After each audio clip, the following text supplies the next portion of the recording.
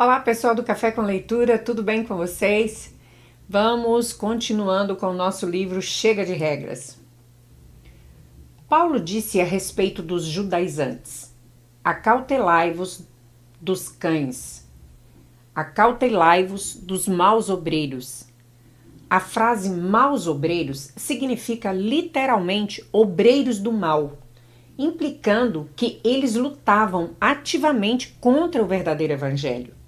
Eles confiam na carne, ou seja, tinham a convicção de que o mérito trazia bênçãos nessa vida.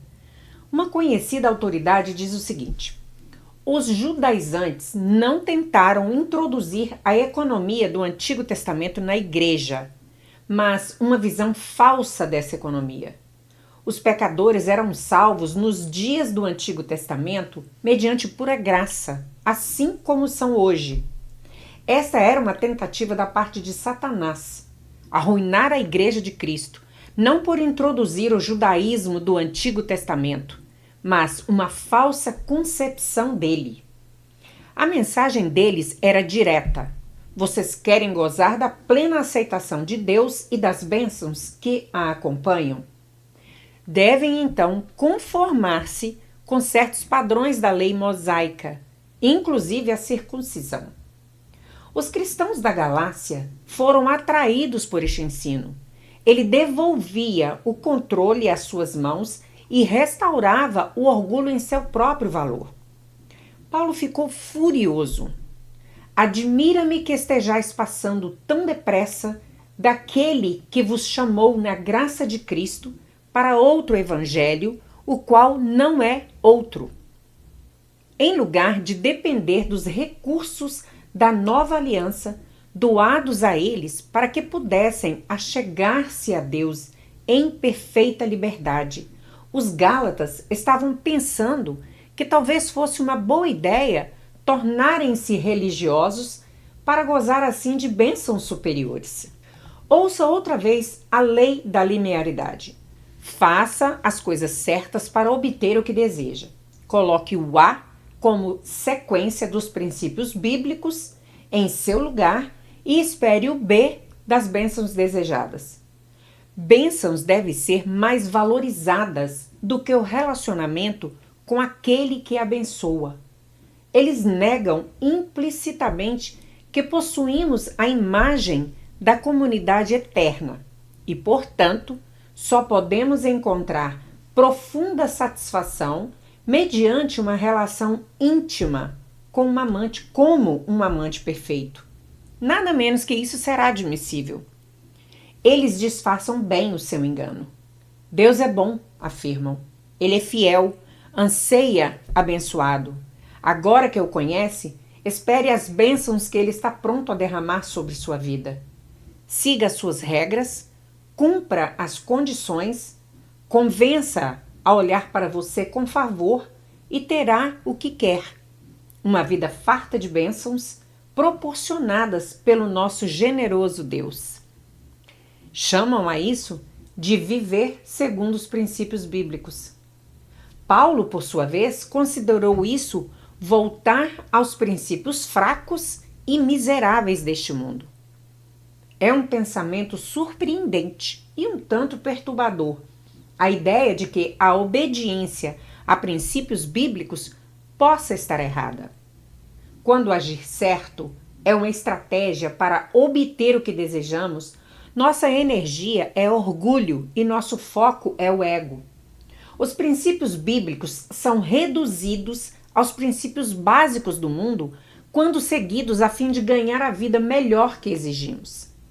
Os princípios bíblicos permanecem bíblicos quando se tornam oportunidades guiadas para os cristãos que se achegam a Deus a fim de expressar a outros o caráter de Cristo. Foram sempre comandados a serem obedecidos, mas quando estamos em contato com novos corações, eles são também considerados privilégios que ansiamos por agarrar. Apaixonados, mas insensatos. Minhas experiências anteriores me mostraram que a mentira da vida pode ser encontrada na demonstração da competência pessoal e na participação em uma história mais ampla. Essa, para mim, é a vida boa, a vida melhor que desejo. Sou cristão. Deus me deu talentos para fazer bem algumas coisas e juntar-me a Ele para contar a sua história. Se orar e me mantiver corretamente, mantendo-me dentro de minha escala de competência, posso viver suficientemente bem a vida cristã a fim de receber as bênçãos que acredito precisar. Vou então trabalhar. Tento fazer o que é certo, orar o suficiente, não pecar demais, aproveitar todas as oportunidades para o ministério. A pressão se instalou. Devo receber as bênçãos de que preciso. Devo pensar bem, ensinar bem, escrever bem. Qualquer evidência de estar falhando me desanima até a alma. Leio o artigo de um amigo e sou forçado a admitir que poderia fazer muito melhor se tivesse tempo para ler mais. Sei tão pouco. Estou cansado de tentar fazer o que é certo. A performance é como um moinho de vento. As bênçãos que gozo agora podem não continuar e as que ainda espero gozar talvez nunca cheguem. Devo me aperfeiçoar, mas estou cansado. Chego então a um ponto em que uma chave interna dá um estalo. Tudo o que quero é alívio. Não posso continuar meu desempenho. Preciso de uma folga, menos pressão, mesmo que seja apenas por um momento. Entretenimento superficial ajuda. Ligo a televisão. Compreendo o nosso vício epidêmico. Paixões profundas agitam cada um de nós. Somos pessoas apaixonadas, mas insensatas. Com energia decidida, vivemos o antigo caminho, consumidos pela necessidade de nos sentirmos vivos, de fugir do tédio, de nos envolvermos numa experiência ardente. Cansamo-nos do esforço. Vivemos para encontrar alívio. Isso descreve o que estava acontecendo em meu mundo interior quando li o artigo de Philip. A escolha fatal já fora feita. Eu estava à procura da vida melhor que desejava. A energia da carne, controlando-me intimamente, gerou seu fruto. Emoções inferiores corromperam meu coração em relação a um amigo. Já acontecera antes. Acontece quando vivemos no antigo caminho. Será que reconheço claramente o antigo caminho? Posso identificar o ensino dos modernos judaizantes e compreender que me afastarão da bênção maior e farão voltar a pressão? Preciso aprender como fazer isso. Deve haver mais discussão sobre o que o novo caminho não é. O dragão abandonado. O antigo caminho se recusa a ser sincero, seja sobre a imprevisibilidade das boas obras ou da inevitabilidade das más. Quando Bilbo Baggins, o Hobbit de J.R.R. Tolkien, encontrou as riquezas que ele e seus companheiros procuravam, eles conversaram alegremente sobre a recuperação do seu tesouro. A seguir, enviaram um enorme ronco que vinha do interior da montanha. Ouviram esse ronco como se um antigo vulcão tivesse resolvido entrar novamente em atividade. Smaug, o dragão maligno, fora provocado.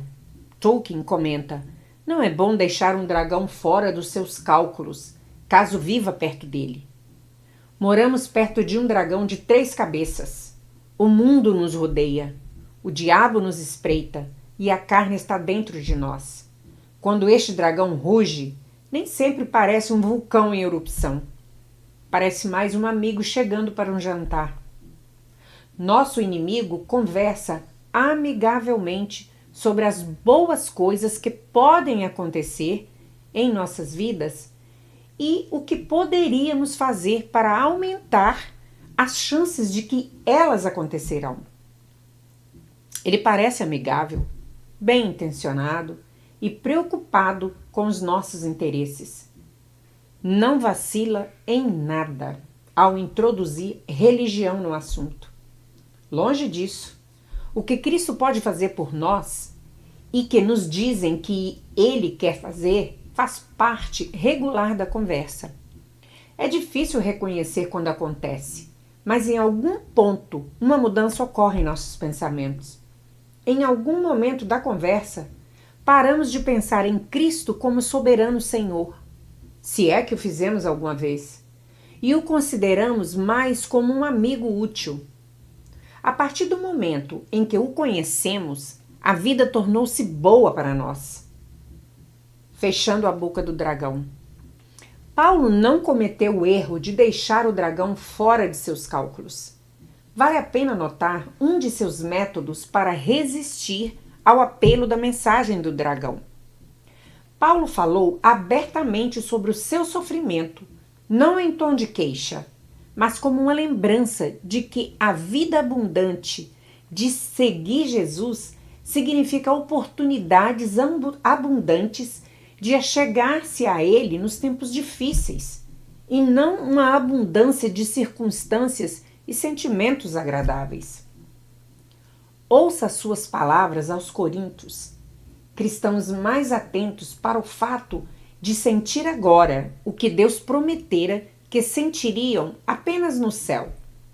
Em tudo somos atribulados, porém não angustiados, perplexos, porém não desanimados, perseguidos, porém não desamparados, abatidos, porém não destruídos. A vida de Paulo não foi uma experiência agradável. Ao admitir isso e abandonar toda a esperança de que poderia vir a ser algum dia agradável, a pressão de procurar um meio de fazer a vida funcionar foi removida. Paulo viveu para conhecer a Deus e não para usá-lo. Viveu para chegar-se a Deus, para tornar-se como Jesus, para seguir o Espírito e não para viver de certo modo. Sua angústia admitida tornou-se uma reação efetiva para o convite do dragão no sentido de viver o antigo caminho. Se a única esperança oferecida pelo cristianismo é uma vida melhor aqui, ouço Paulo dizer, então tudo é falsidade. Os cristãos que seguem Jesus com a intenção de obter uma vida agradável ou até mesmo repleta de aventuras e com muitos significados, têm suas cabeças escondidas na areia. Se as levantassem por um minuto e olhassem em volta, seriam os mais miseráveis de todos os homens. Paulo, no entanto, não é um arauto de condenação e tristeza. Pelo contrário, ele colocou o dragão em seus cálculos, mas também considerou Deus. Para ele, era uma sequência de 2 passos. Examine melhor esta passagem em Coríntios. Eu criei, por isso que falei, disse Paulo. Se não lermos o pensamento inteiro, perderemos o que Paulo tem em mente aqui e pensaremos que ele estava expressando a confiança de que Deus iria abençoar a sua vida, dando então uma palavra de testemunho. Mas Paulo estava citando um salmista, um homem cuja vida não estava indo bem, mas por causa da sua fé em Deus, conseguiu se libertar para falar sinceramente sobre quão terrível era a sua vida. O salmista citado por Paulo disse isto: Eu cria, ainda que disse, estive sobremodo aflito. Eu disse na minha perturbação, todo homem é mentiroso. O apóstolo então acrescenta, tendo, porém, o mesmo espírito de fé, também nós cremos, por isso também falamos. Falou sobre o quê? Sobre quão bem o antigo caminho está funcionando? Sobre como ele ora depois vê tudo dar certo em seus relacionamentos, ministério e senso de inteireza pessoal? Não. sobre a sua aflição. Paulo estava contando à sua comunidade como se sentia desanimado e abatido com as circunstâncias. Mas não se queixava. Estava reconhecendo que o antigo caminho era uma mentira. Estava fechando a boca do dragão. Ouça o salmista continuar.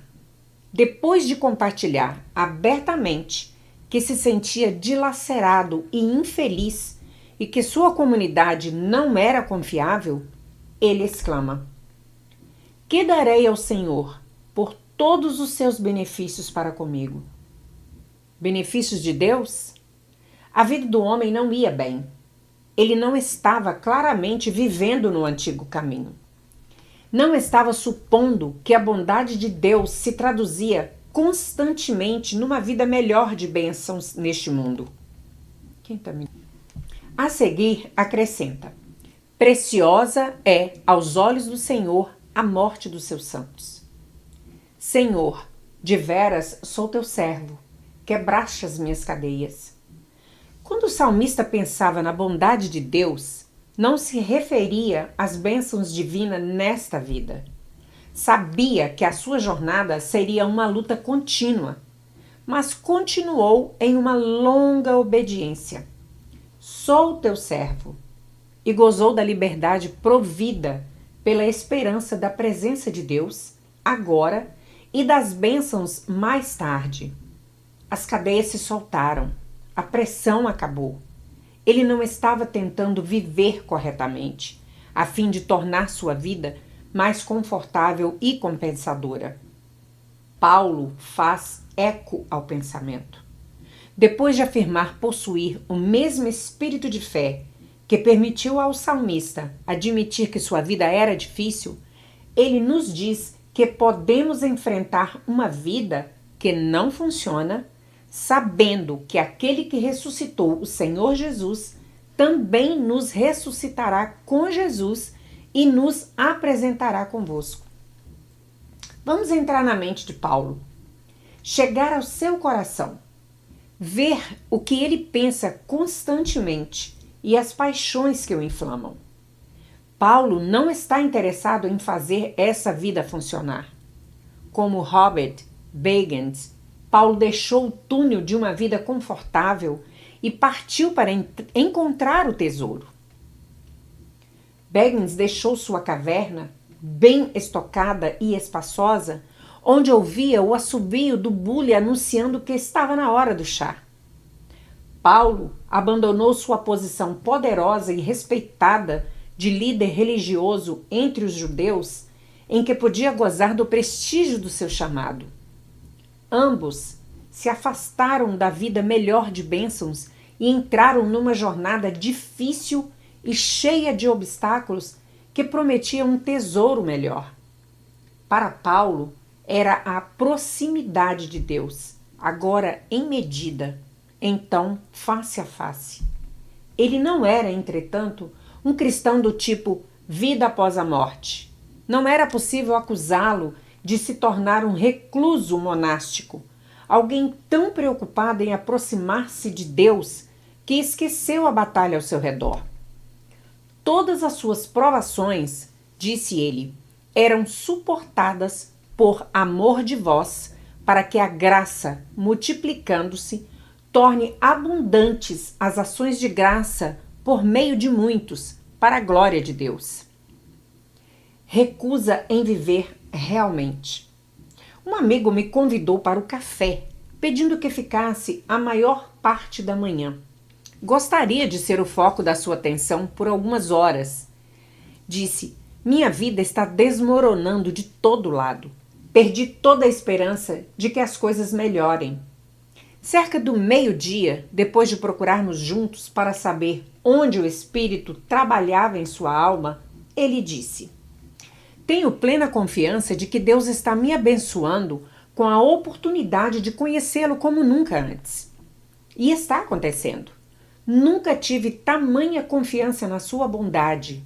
E de alguma forma, essa confiança e minhas provações fizeram com que não me importasse tanto com com o que as pessoas pensam ou sequer como as coisas mudam, embora deseje que isso ocorra. Estou infeliz, mas confiante. Ao perder a esperança de que as coisas venham a ficar boas, estou recobrando-a na boa obra que Deus vai fazer em mim. Repliquei: quero que saiba como isto me encoraja profundamente. Sua vida, como poucas outras, aumenta meu compromisso de buscar a Deus como meu maior tesouro. Que bom, disse ele. Não se tratava de palavras vazias. Ele estava verdadeiramente satisfeito de que suas provações me beneficiassem e dessem glória a Deus. O antigo caminho é uma recusa em viver realmente. Ele envolve a exigência de que algo menos do que meu eu mais verdadeiro desperte. O antigo caminho identifica desejos reais no coração humano, desejos de significado, amor, satisfação e liberdade, mas não os aprofunda. Deixa de descobrir nosso desejo puro, consumidor, inexorável de estar na presença de uma pessoa perfeita, de contemplar a beleza da absoluta santidade, da maneira que um artista, principalmente principiante, olha para uma obra-prima de Rembrandt. O antigo caminho só vê desejos que apontam para o íntimo, para o ego, e supõe que o cristianismo esteja concentrado em corresponder a esses desejos mediante o que quer que possa satisfazê-los. Descubra um meio de chegar ao topo da vida, sussurra o dragão encorajosamente. Você não precisa sentir-se pressionado, perplexo, perseguido ou abatido. Já esteve na última conferência sobre a vida espiritual? Talvez devesse ler o best-seller que promete desvendar o segredo de uma família feliz. Há um novo terapeuta na cidade que parece estar ajudando muita gente a superar a depressão e obter uma vida muito mais satisfatória. E com orações. Há várias novas abordagens intrigantes que você talvez queira considerar. Elas parecem dar certo. O dragão parece um pregador, um professor da Bíblia que conhece a sua audiência e sabe como tornar a Bíblia relevante. Ele começa com conversa religiosa que não só pode, mas no geral vem de um púlpito. Mas está só um passo de encorajar o divórcio, a pornografia ou compromisso ético, porque se vivemos para a satisfação de uma vida melhor, os prazeres do pecado parecem bastante razoáveis quando essa vida desmorona. O antigo caminho trata de mim, de minha saúde emocional, de minha maturidade espiritual, da satisfação da minha alma, da minha felicidade circunstancial, do meu ministério significativo, do meu negócio ou sucesso familiar, entre outros. Ele me ensina a ser astuto, a saber como navegar pela vida para que as coisas saiam bem. A astúcia requerida para ser eficiente substitui a sabedoria necessária para honrar a Deus. Se criarmos nosso filho deste modo, isso nunca vai acontecer. Caso contrário, determinaremos o que deu errado e consertamos. Aproximar-se de Deus assume o significado de ser pouco mais do que uma ida apressada à sala de emergência para aliviar a dor de uma pedra nos rins. Obrigado, doutor. Dizemos e vamos embora sem sequer conhecer o médico que nos ajudou. Mas nos sentimos melhor. Tenho 56 anos enquanto escrevo. Daqui uma semana farei 57. Sou cristão há quase 50 anos. Duas coisas estão ficando mais claras para mim do que nunca antes. Primeiro, sou atraído pelo antigo caminho de vida, o caminho de um código escrito, um plano para obter as bênçãos que quero nesta vida. Eu o tenho vivido, não completamente, com bastante consistência, durante a maior parte da minha vida cristã. A segunda coisa que está se tornando clara é um novo caminho, é o caminho do Espírito. O Espírito é a terceira pessoa da Trindade. Ele conhece o Pai, e é gerado por ele. Conhece o Filho e é o Espírito literal de Cristo. O Espírito é Deus, santo e amor. Cada vez que fala, é para apontar o caminho santo, o caminho para a presença de Deus. Pessoal, por hoje é só, fico por aqui, mas peço a você que está me ouvindo e ainda não se inscreveu no nosso canal, por favor, faça-o agora, clica no sininho para você ser notificado toda vez que a gente subir um novo vídeo e, se for possível, compartilhe com outras pessoas. Muito obrigada, nos vemos no próximo vídeo. Até lá!